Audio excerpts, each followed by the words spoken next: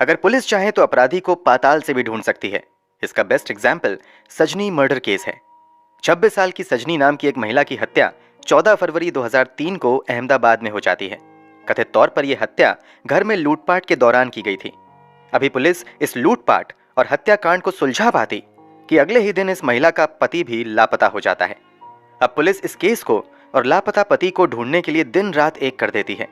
मामले की गंभीरता को देखते हुए गुजरात के मुख्यमंत्री रहते हुए नरेंद्र मोदी पर्सनली इस केस में इंटरेस्ट लेते हैं और केस की जांच के आदेश देते हैं।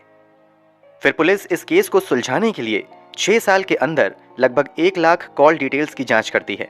हजारों लोगों से पूछताछ की जाती है और पुलिस की कई टीम सालों तक एक अनजान शख्स की तलाश में लगा दी जाती है। फिर जो 15 साल की मेहनत के बाद खुलासा होता है, उसके बारे में जानकर हर कोई शॉक्ड रह जाता है। इस केस में पुलिस का काम इतना लाजवाब था कि अपराधी पुलिस से पूछने पर मजबूर हो गया था कि आप बस मुझे इतना बता दो कि आपने मुझे ढूंढा कैसे। पूरी सच्चाई जानकर आप भी हैरान रह जाएंगे। तो आखिर क्या है सजनी मर्डर केस की पूरी कहानी?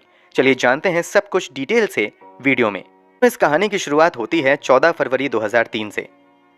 सुबह सुबह अहमदाबाद में रहने वाले ओके कृष्णन नाम के एक व्यक्ति के फोन की घंटी बजती है। ओके कृष्णन फोन उठाते हैं। दूसरी तरफ से उनके दामाद तरुण कुमार जीना राज की आवाज आती है, जो रोते हुए कह रहा था कि घर में बड़ी लूट की वारदात हुई है और लुटेरों ने इस लूटपाट के दौरान उनकी बेटी सजनी की भी हत्या कर दी है। बेटी की मौत की खबर सुनते ही ओके कृष्णन अपने कुछ रिश्तेदारों तथा पत्नी के साथ भागते हुए अपनी बेटी दामाद के घर जाते हैं। जब ये लोग वहां पहुंचते हैं तो देखते हैं कि घर का पूरा सामान बुरी तरीके से बिखरा हुआ है। सामने फ्लोर पर उनकी बेटी की लाश पड़ी हुई है, जिसके गले में दुपट्टा बंधा हुआ है। उसके बगल में ही उनका दामाद तरुण बैठे दहाड़े मारकर रो रहा है। स्थिति को देखते हुए तुरंत सजनी को पास के अस्पताल में लोग ले जाते हैं, मगर अस्पताल में उसे मृत घोषित कर दिया जाता है। अब तक इस मामले की जानकारी अहमदाबाद पुलिस को भी हो जाती है। पुलिस वाले भी भागते हुए क्राइम सीन पर आते हैं और मामले की जांच शुरू कर देते हैं। पहली नजर में ही ये लूटपाट के दौरान की गई हत्या का मामला लग रहा था। इसके बावजूद पुलिस वाले एक एक चीज की बारीकी से जांच करते हैं और घटनाक्रमों को समझने के लिए मृत महिला सजनी के पति तरुण से पूछताछ करती है। इस पूछताछ के दौरान भी तरुण दहाड़े मार मार कर रोता चिल्लाता रहता है।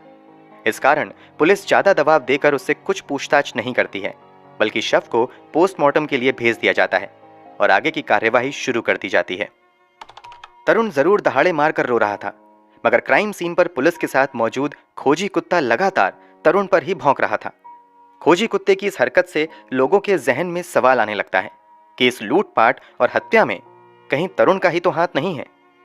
हालांकि तरुण की स्थिति को देखते हुए लोग तुरंत ही इस संभावना से इनकार कर देते हैं। कमाल की बात तो यह होती है कि जब तरुण को अंतिम बार हॉस्पिटल में सजनी को देखने के लिए लाया जाता है, तब भी खोजी कुत्ता उसी पर भौंकना शुरू कर देता है। यहां भी कुत्ते की हरकत को नजरअंदाज कर दिया जाता है और मामले की जांच बढ़ती रहती है। पत्नी की मृत्यु की वजह से तरुण की हालत ज्यादा खराब थी, इसलिए पुलिस उससे बहुत ज्यादा पूछताछ नहीं करती है। उसे भी अस्पताल में भर्ती करवाया जाता है। मगर ये क्या, घटना के अगले ही दिन यानी 15 फरवरी 2003 को अचानक से तरुण लापता हो जाता है। पुलिस हर संभव तरुण का पता लगाने की कोशिश करती है, मगर तरुण का कहीं भी अता पता नहीं चलता है। अब लोगों को खोजी कुत्ते के भौंकने का मतलब समझ में आने लगता है। लोग समझ जाते हैं कि सजनी की हत्या में जरूर तरुण का कोई हाथ था। अब पुलिस की कई टीम तरुण को खोजने में लगा दी जाती है, मगर तरुण का कोई अता पता नहीं चलता है। इसके बाद सजनी के माता पिता अपने दामाद तरुण पर ही अपनी बेटी सजनी की हत्या का मामला दर्ज करवा देते हैं। एफआईआर दर्ज होने के बावजूद पुलिस तरुण को खोजने में नाकाम रहती है। 2004 में सजनी के ससुराल पक्ष के कुछ लोगों का लाई डिटेक्टर टेस्ट भी किया जाता है, मगर पुलिस को बहुत ज्यादा कामयाबी नहीं मिलती है। सजनी की हत्या 2003 में हुई थी और अब आ चुका था साल 2006। जब पुलिस वाले सजनी के कातिलों को ढूंढने में नाकाम रहते हैं, तो अब सजनी के पिता इंसाफ मांगने गुजरात के तत्कालीन मुख्यमंत्री नरेंद्र मोदी के पास जाते हैं। पहले कई कोशिशों में तो ये नरेंद्र मोदी से मिलने में नाकाम रहते हैं, मगर किस्मत से इन्हें नरेंद्र मोदी से मिलने का मौका मिल जाता है। पूरी कहानी सुनने के बाद नरेंद्र मोदी गुजरात के आला पुलिस अधिकारियों को बुलाते हैं और सजनी मर्डर केस की फाइल खोलकर फिर से जांच करने का आदेश देते हैं। इसी के बाद 2006 में एक बार फिर से इस केस की फाइल दोबारा खोली जाती है और फिर से जांच शुरू होती है। जांच की जिम्मेदारी तत्कालीन ज्वाइंट कमिश्नर ए के शर्मा को दी जाती है। शुरुआती कुछ साल तक पुलिस को कोई कामयाबी नहीं मिलती है। बस साल बदलते रहते हैं, यहाँ तक कि जांच अधिकारी भी बदल जाते हैं, मगर ना तो सजनी के कातिलों का और ना ही सजनी के पति तरुण का कहीं अता पता चलता है। 6 साल और बीत जाते हैं। अब साल आता है 2012। अब इस मामले की जांच डीसीपी दीपन भद्रान के नेतृत्व में शुरू होती है। डीसीपी दीपन बिल्कुल नए सिरे से इस केस की जांच शुरू करते हैं। सबसे पहले इस केस में शामिल एक एक शख्स के इतिहास भूगोल को खंगाला जाता है। ये टीम अपना पहला टारगेट सजनी के पति तरुण को ढूंढने का रखती है। इसके पीछे की सोच ये थी कि अगर तरुण मिल गया तो बहुत से सवालों के जवाब यूं ही मिल जाएंगे। इसीलिए अगले कुछ महीनों में पुलिस द्वारा कई हजार लोगों के प्रोफाइल की जांच की जाती है। इतना ही नहीं, इन लोगों से जुड़े एक एक मोबाइल नंबर और उन मोबाइल नंबर पर आने जाने वाले कॉल की भी निगरानी की जाने लगती है और सभी नंबर की कॉल डिटेल्स भी निकाली जाती हैं। ऐसे अगले कई महीने तक चलता रहता है और इस दौरान पुलिस की कई टीमें लगभग 1 लाख से ज्यादा मोबाइल नंबर की कॉल डिटेल्स निकालती है, मगर किसी भी नंबर का कनेक्शन तरुण नाम के किसी व्यक्ति से नहीं निकलता है। शुरुआती नाकामी के बावजूद पुलिस वाले हिम्मत नहीं हारते हैं और वो तरुण से जुड़े करीबी लोगों के नंबर पर अपनी पैनी नजर बनाए रखते हैं। खासतौर से तरुण की मां अनम्मा और तरुण के भाई के नंबर पर विशेष निगरानी की जाने लगती है। इसमें भी कई महीने बीत जाते हैं, मगर अनम्मा के मोबाइल पर भी एक भी ऐसा कॉल नहीं आता है जो पुलिस वालों को तरुण तक पहुंचा सके। अब पुलिस वाले दूसरा तरीका अपनाने का फैसला करते हैं और अपना भेष बदलकर एक सामान्य व्यक्ति की तरह मंदसौर में रह रही तरुण की मां अनम्मा तक जाते हैं और फिर यहाँ नाटक करके किसी तरह यहीं पेइंग गेस्ट के तौर पर रहने लगते हैं। यहाँ पुलिस का टारगेट था कि शायद अनम्मा के साथ पेइंग गेस्ट के तौर पर रहते हुए उन्हें तरुण का कुछ अता पता मिल सकता है। पुलिस को यहाँ तो बहुत ज्यादा कामयाबी नहीं मिलती है, मगर अनम्मा के कुछ पड़ोसी जरूर पुलिस को कुछ इंपॉर्टेंट इंफॉर्मेशन देते हैं। दरअसल यहाँ गेस्ट के तौर पर रहते हुए जब पुलिस वाले पड़ोसियों के साथ भी अपना व्यवहार मधुर कर लेते हैं तो कुछ पड़ोसी पूछे जाने पर बताते हैं कि इस बूढ़ी अम्मा के 2 बेटे हैं, जिसमें से एक तो अहमदाबाद में रहता है जबकि दूसरा बेटा कहीं साउथ इंडिया में रहता है। पुलिस के लिए ये छोटी मगर काफी महत्वपूर्ण जानकारी थी। इसके बाद अब पुलिस वाले अपनी पूरी निगरानी अनम्मा पर ही बनाए रखते हैं। जांच में सामने आता है कि अनम्मा बीच बीच में केरल भी जाती है। जब पुलिस वाले अपनी लगातार निगरानी अनम्मा पर बनाए रखते हैं तो उन्हें पता चलता है कि केरल जाने के बाद तरुण की मां बेंगलोर भी आई है। अब पुलिस इस सवाल का जवाब ढूंढने में लग जाते हैं कि आखिर अनम्मा के बेंगलोर जाने के पीछे की वजह क्या है। इस बात का जवाब तलाशने के लिए पुलिस वाले अब अनम्मा के मोबाइल नंबर को सर्विलेंस पर डाल देते हैं और इस पर आने जाने वाले एक एक नंबर की डिटेल खंगालना शुरू कर देते हैं। कई महीनों तक नजर बनाने के बावजूद पुलिस को अनम्मा के मोबाइल पर एक भी सस्पिशियस नंबर नहीं मिलता है। इसके बावजूद पुलिस वाले तरुण की मां के मोबाइल पर नजर बनाए रखते हैं। पुलिस वालों की ये मेहनत फाइनली एक दिन कामयाब होती नजर आती है। दरअसल एक दिन अनम्मा के मोबाइल पर एक अनजान नंबर से फोन आता है। जब इस नंबर की डिटेल पुलिस द्वारा निकाली जाती है तो पता चलता है कि ये नंबर किसी निशा परवीन नाम की महिला के नाम पर दर्ज है जो बेंगलोर में रह रही है। अभी पुलिस इस निशा परवीन की डिटेल्स निकाल पाती कि कुछ ही महीनों बाद एक लैंडलाइन नंबर से अनम्मा के मोबाइल पर फोन आता है। ये पुलिस के लिए एक बहुत बड़ा ब्रेक थ्रू था। अब इस लैंडलाइन नंबर की डिटेल्स निकाली जाती हैं तो पता चलता है कि यह लैंडलाइन नंबर तो बेंगलुरु में ओरेकल इंडिया प्राइवेट लिमिटेड नाम की मल्टीनेशनल कंपनी के नाम पर दर्ज है। अब पुलिस की एक टीम ओरेकल इंडिया कंपनी के ऑफिस पहुंचती है। इस कंपनी में लगभग 35,000 कर्मचारियों का डेटा था। पुलिस एक एक करके सभी कर्मचारियों का डेटा चेक करती है, मगर उसमें से एक भी कर्मचारी का नाम तरुण नहीं था। अब पुलिस वाले दूसरा तरीका अपनाते हैं और तरुण की वर्षों पुरानी फोटो लेकर कई लोगों को चुपके से इसी ओरेकल इंडिया के ऑफिस के इर्द गिर्द खड़े कर दिया जाता है तथा ऑफिस में आने जाने वाले एक एक व्यक्ति पर नजर रखने को कहा जाता है। कई दिनों की मेहनत के बाद फाइनली एक व्यक्ति दावा करता है कि इस फोटो में दिख रहे शख्स की तरह ही एक व्यक्ति को उसने इस बिल्डिंग में देखा है। अब पुलिस वाले जब उस तरुण जैसे दिखने वाले व्यक्ति का डिटेल कंपनी से पता करती है तो कंपनी की ओर से कहा जाता है कि पुलिस जिसे तरुण बता रही है असल में वो ओरेकल इंडिया के एग्जीक्यूटिव परवीन भटेले हैं। पुलिस को समझ आ जाता है कि यहाँ तरुण अपनी पहचान बदल कर रह रहा है। पुलिस के लिए यह जानकारी बहुत बड़ी थी। अब अहमदाबाद क्राइम ब्रांच की टीम जल्द से जल्द छापा मारकर तरुण को पकड़ना चाहती थी, मगर पुलिस वाले अपना ये प्लान बदल देते हैं क्योंकि उन्हें लगता है कि अगर तरुण को इस बात की भनक लग गई तो वो लापता हो सकता है। इसलिए अब तरुण को पकड़ने के लिए सिर्फ क्राइम ब्रांच के एक अधिकारी इंस्पेक्टर अनिल चौधरी को सिविल ड्रेस में ऑफिस के अंदर भेजा जाता है। इस दिन तरुण नाइट ड्यूटी कर रहा था। Inspector Anil Chaudhary civil dress में सीधे तरुण के केबिन में जाते हैं और बिना कुछ कहे हेलो मिस्टर तरुण कहते हुए उसकी तरफ हाथ बढ़ाते हैं। 15 सालों में पहली बार किसी ने उस शख्स को तरुण कहकर पुकारा था। तरुण नाम सुनते ही सामने मौजूद व्यक्ति के होश उड़ जाते हैं और वो पसीने पसीने हो जाता है। हेलो मिस्टर तरुण सुनते ही सामने वाले शख्स ने अपना हाथ इंस्पेक्टर की तरफ बढ़ा दिया था।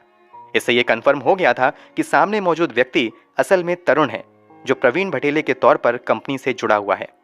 तरुण की पहचान होते ही इंस्पेक्टर अनिल तुरंत नीचे मौजूद अपनी टीम को खबर करते हैं और तुरंत वो तरुण से कहते हैं कि अब तुम्हारा खेल खत्म हो चुका है, चुपचाप मेरे साथ चलो। तरुण समझ चुका था कि 15 साल तक जिस पहचान को उसने छुपाए रखा, पुलिस ने उसका पता कर ही लिया। इसलिए वो भी बिना किसी विरोध के पुलिस के साथ चलने लगता है। चलते हुए तरुण बस पुलिस से एक सवाल का जवाब पूछता है कि आप मुझे बस इतना बताओ कि आपने मुझे ढूंढा कैसे। 25 अक्टूबर 2018 को तरुण को गिरफ्तार करके अदालत के सामने पेश किया जाता है, जहां से आगे की पूछताछ के लिए उसे पुलिस के हवाले कर दिया जाता है। अब पुलिस पूछताछ में कई चौंका देने वाले खुलासे होते हैं। पुलिस सबसे पहले 15 साल पहले मरने वाली सजनी के बारे में तरुण से पूछताछ करती है। इस बारे में खुलासा करते हुए तरुण बताता है कि दरअसल घर में कोई चोरी नहीं हुई थी, बल्कि सजनी के साथ शादी करके वो खुश नहीं था। वास्तव में तरुण का लव अफेयर किसी और के साथ चल रहा था, मगर परिवार वालों की बातों में आकर वो बैंक में काम करने वाली सजनी नाम की महिला से मिलता है और फिर 2002 में सजनी से ही शादी कर लेता है। बहुत जल्द वो इस शादी से ऊब जाता है और फिर वैलेंटाइन डे के मौके पर अपनी गर्लफ्रेंड से वादा करता है कि वो उसे एक बहुत बड़ा गिफ्ट देने वाला है। इसी के बाद वो भोपाल में स्थित अपने हीरा पन्ना अपार्टमेंट में आता है तथा अपनी पत्नी की दुपट्टे से गला दबाकर हत्या कर देता है।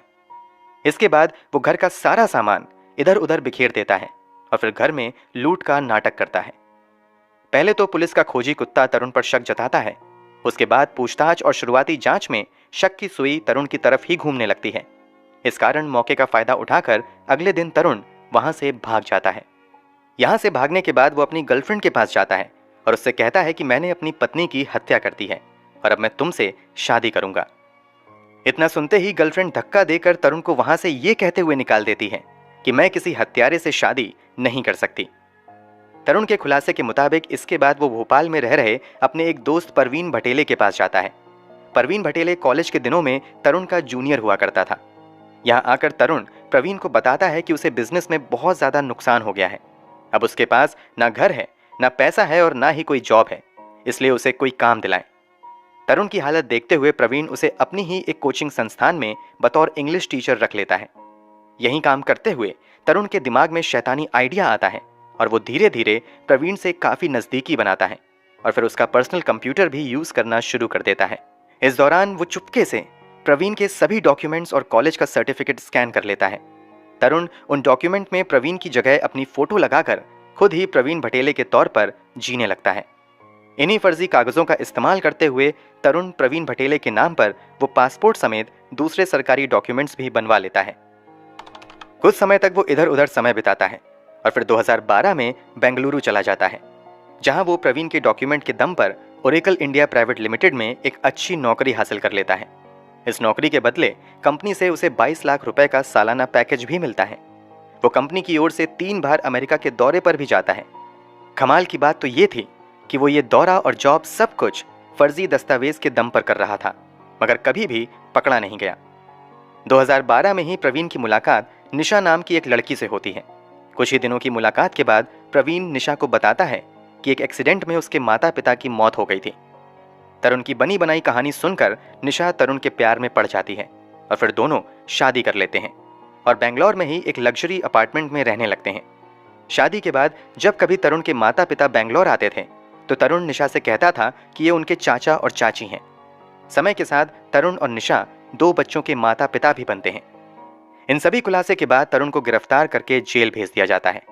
फिलहाल वो जेल में ही है। इस मामले में तरुण की पत्नी निशा से भी पूछताछ की जाती है तो निशा बताती हैं कि वो तो इस शख्स को केवल प्रवीण भटेले के तौर पर जानती हैं। फिलहाल केस की बात करें तो कभी लाखों की नौकरी करने वाला तरुण जेल की हवा खा रहा है। अपनी गिरफ्तारी के बाद से ही लगातार वो अलग अलग ग्राउंड पर बेल की अपील करता रहता है, मगर उसे किसी भी अदालत द्वारा बेल नहीं दी गई है और फिलहाल वो जेल में ही है। जब अहमदाबाद पुलिस ने इस केस को सॉल्व किया था तो देश में जमकर अहमदाबाद पुलिस की प्रशंसा हुई थी। दोस्तों, पुलिस इन्वेस्टिगेशन के बारे में आप क्या कहना चाहेंगे? कमेंट बॉक्स में जरूर बताएं।